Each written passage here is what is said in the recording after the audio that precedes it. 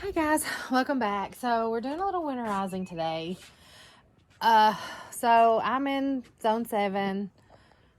We do get lots of what we call little mini winters. I don't really know that we've had spring yet, so I don't know what to call this. But it's actually going to get pretty chilly tonight, like maybe a hard freeze. And that does happen to us most years. But I want to show you, we're going to try to do some protection, which I planted my lettuce and stuff early, and I'll show you that in a second.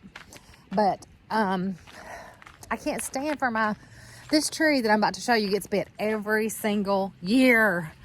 And I really want to try to protect it since we're going to be bringing the cloth out that's going to be our protection. So this Japanese maple was transplanted from the house that when we downsized. And it's the only one, we had 3, and it's the only one that lived. And I don't know, I'm just so excited that it's really taking root and doing so well. But every year we get these leaves forming and it has this hard freeze and they die off, and it takes so long for it to come back out. So we're going to try to protect it this year. And then next, I want to show you guys my blueberries.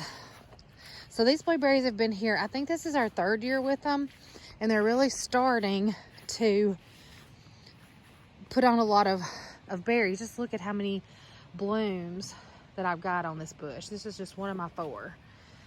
And of course, you know what a hard freeze is going to do to my blooms. They're going to be gone. And likely, I won't get a very good blueberry harvest. This one's also, that's my biggest one over there. But this one's pretty loaded too. So we're going to try to protect these by using some frost cover blankets. They worked really well for my lettuce. Even had a snow on top of them and they did fine. And then these are smaller bushes. They just haven't grown quite as much.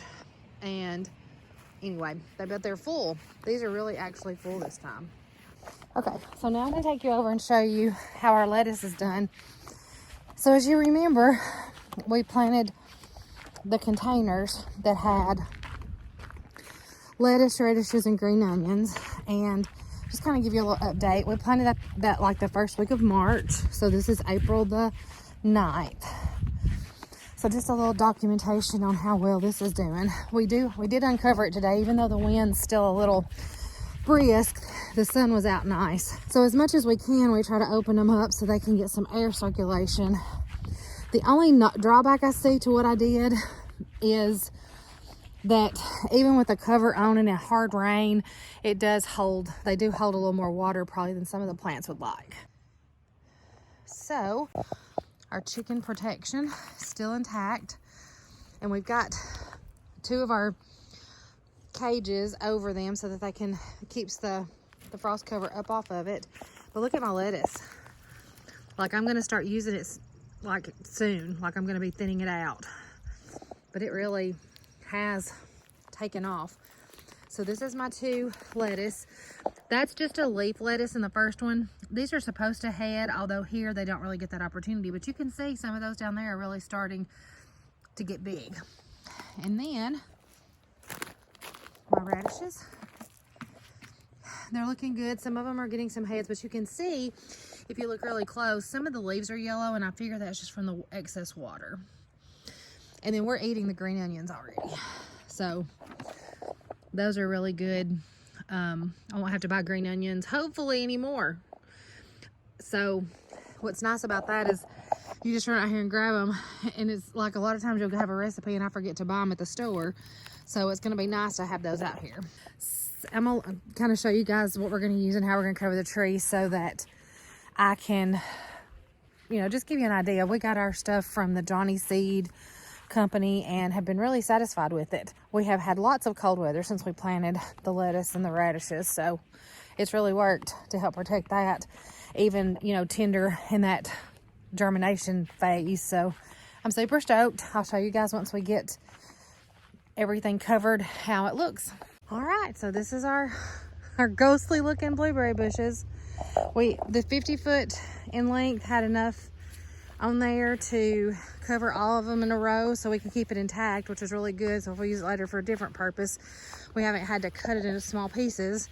The tree will have to be sacrificed. I was hoping we could have enough to cover it, but we've got to preserve the food instead of worrying as much about the tree. So it always does come back out. It's just a little slow. So I'm going to show you guys. So it's Johnny's selected seeds, which I told you earlier, but it's their 10 by 50 row cover. And I mean, that's our blueberries, and that it was enough to cover all of them with quite a bit of excess on the end. So we just took some bricks and secured it. Update, we found enough to do the tree, so we are doing the tree. I'm so excited. I hated for it to get bit back. So a tree's hard to cover, but luckily this is a small one. Terry's just trying to get it draped around so it won't blow off. So this was the extension piece that we had from where we had the lettuce and stuff covered. It wasn't nearly 50 foot right there, and I kind of forgot about this part, but luckily he remembered. And hopefully the tree lives. And by the way, I had my first hummingbird today. Go figure. We're tying and covering things for hard freeze, and the hummingbirds have arrived, but that's really cool. That's a great sign that spring surely is on its way. All right, this is really it. Talk to you later.